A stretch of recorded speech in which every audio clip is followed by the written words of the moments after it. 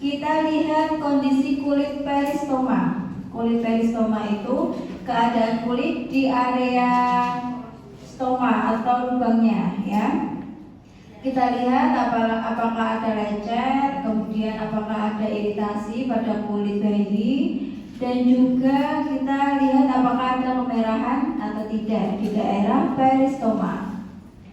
Kemudian kita lihat kondisi stomanya atau lubangnya itu terjadi pendarahan atau tidak, kemudian pengeluaran fesesnya seperti apa kita kaji juga, ya.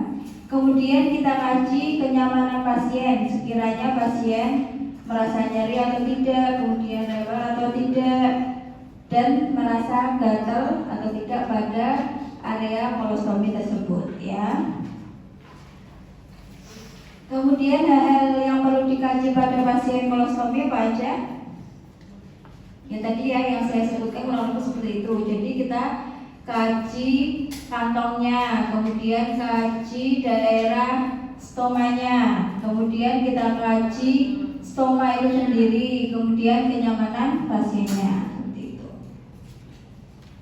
Oke. Bengkok, perhatikan bengkoknya di sini ada 2, ya. Jadi nanti yang satu diberi ini plastik ini. Buat apa kira-kira? Buat kantong kolostominya. Kan kolostominya kan ini penuh dengan feses, ya. Feses urin bertambah menjadi 1. Jadi nanti untuk sampahnya disendirikan. Jadi nanti buang ke sini, ya. Kemudian jadi nanti jangan bingung kalau ada bengkok 2 semuanya dipakai, ya. Oke, ada kantong kolostomi yang baru, ya. Kemudian ada perlak pengalas, kemudian ada kasa ataupun kapas bisa, ya.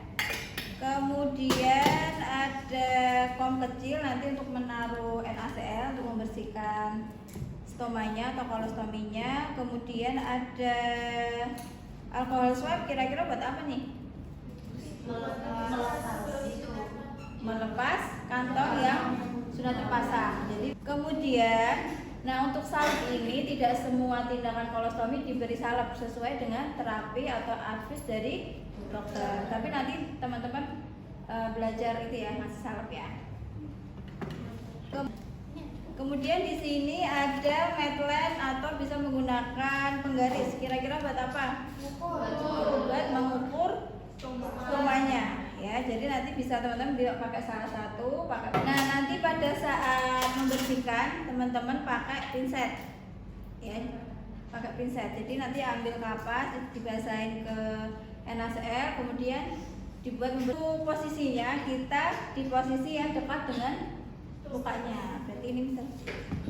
Selamat pagi Bu, perkenalkan saya perawat Febri. Di sini saya akan melakukan tindakan mengganti kantong kolostomi pada adik. Tujuannya agar mencegah infeksi, kemudian menjaga kenyamanan pada adik bayi, dan juga nanti minta tolong ibu memegangi adik, ya. Biar ibu juga tahu bagaimana cara mengganti kantong kolostomi nanti kalau sudah di rumah. Baik ibu, bagaimana ibu? Apakah ibu bersedia? Mohon kerjasamanya ya ibu, ya. Ini bersih, jadi nggak steril, ya. Pasang perlak. Ini sih ya adik, ya. Oke, setelah itu kita siapkan bengkoknya.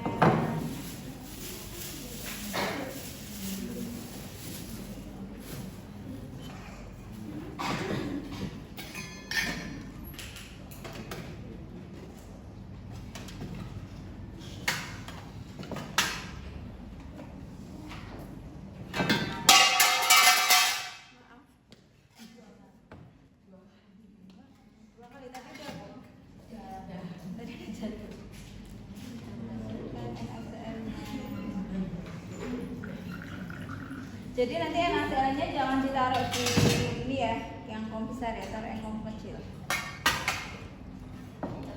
Kemudian betadinnya sebenarnya tidak dipakai, kita nggak pakai betadin.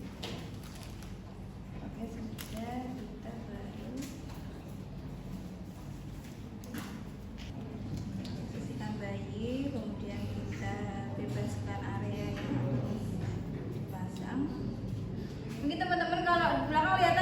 Kemudian setelah kita bebaskan area apa namanya ya akan di ini pura-puranya udah ada kantongnya ya. Kemudian kita lepas dulu menggunakan yang belakang kelihatan nggak? Yang kecil depan. Nah, ini pura-puranya udah ada kantongnya. Kita basahi area yang tertempel, ya, dilepas pelan-pelan. Yang ini dibuang ke bengkok satunya, yang kantong dibuang ke plastik. Ya, kemudian kita tutup langsung. Kita apa namanya udah diambil nih kantongnya. Kemudian setelah itu kira-kira ngapain? Bersihkan. Sebenarnya kalau pakai pinset enak pakai kasa ya, karena takutnya nanti sobek. Itu nanti bisa masuk, serabutnya bisa masuk ke stoma sih. Iya. Iya tadi kasa atau kapas. Tapi ini kan udah dibasahin kan? Insya Allah serabutnya nggak itu.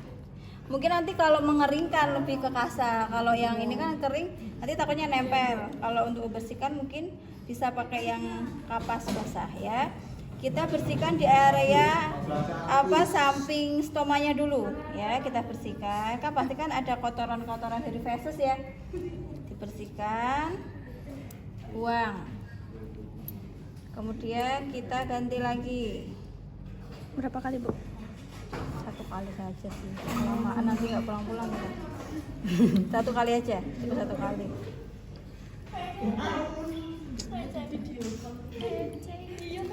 Oke, setelah itu setelah di area tadi udah di area stoma atau kolostomi, sekarang di area stomanya kita bersihkan ya. Kemudian setelah itu kita keringkan. Nah, mungkin kalau keringkan harusnya pakai kasa biar tidak itu. Kalau ini langsung gini aja deh. Tapi kalau pakai kasa nggak basah tuh. Daripada iki nanti Emang kalian gosok gitu. Ya enggak kan pelan-pelan toh, Mbak. Iya. Enggak gosrok-gosrok gitu toh, sayang. Iya. Ya, kita keringkan di luarnya tadi sama di dalamnya ya. Kita kan sama pasien juga nggak kasar-kasar toh. Masa kasar nggak sama pasien? Lemah lembut tuh. Iya, lemah lembut lemah. Ini yang nggak usah dibuka ya, free memory aja. Kita kasih salep.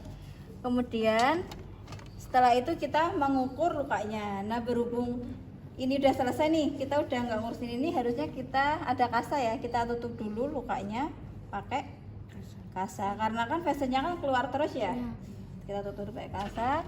Kemudian kita melakukan pengukuran. Caranya, nah kita ukur nih. Ini berapa?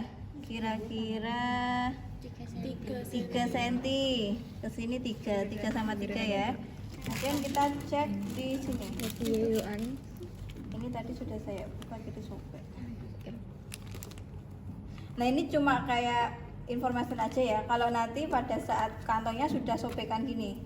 Jadi teman-teman biar tahu cara mengukur stomanya ya. Caranya seperti itu. Kemudian sudah kita ukur, sudah nanti langsung ada sobekannya yang dari lab tadi. Kemudian kita buka. Ini udah bersih keadaannya, kita langsung pasang. Nah, seperti ini ya. Takutnya kalau seperti ini, misal di sini banyak feses, terus anaknya aktif, jadi kan nanti mengganggu mobilitas juga. Kemudian juga bisa terjadi kantongnya cepat bocor. Jadi kita ke samping sini. Kalau ke sini kira-kira gimana? Jadi kayak nutupin perutnya juga ya. Nanti bisa kalau berat ini malah buka kayak gini ya. Jadi kita seperti ini.